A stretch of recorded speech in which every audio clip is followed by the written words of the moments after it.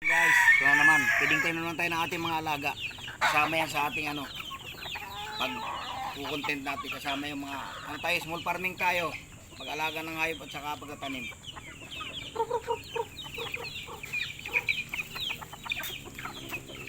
Kaya yung aking ibang mga manok. Nagkakandamate na sobrang init.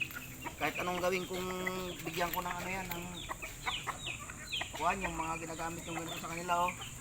Fitment Pro at Pugency. Nahalo ko sa inumin nila. Wala. Pero hindi tayo nag-endorse, ha. Ginagamit ko lang yan. Ng mga medisina.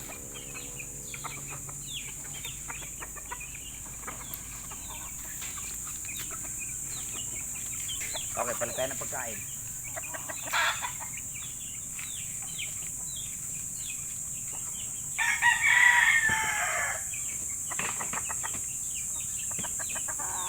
Dito lang yung aking mga pagkain. Dito lang yan sila nakalagay.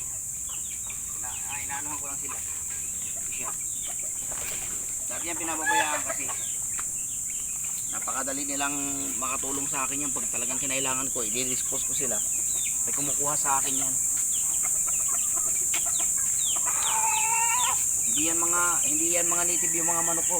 Lahat yan may mga lahi yan. Maliban dito, katayin namin to, pinataba lang to. Ayun yung aking mga inahin na yan. Puro may yan. Maganda mga bloodline yan. Yung aking bagong Mexican Paulo, ayun, madilimlim. Dami na sana nila kung di lang nagkakandamatay sa sa init. Mamatayan ako sa kilo ng manok ng panahon.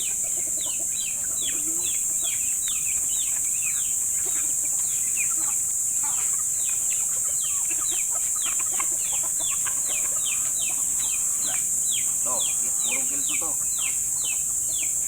Kaya lahat yan ng mga manok ko yan, may mga yan. Napakadaling yan. Yung mga maliliit ko na yan, lahat yan may mga to.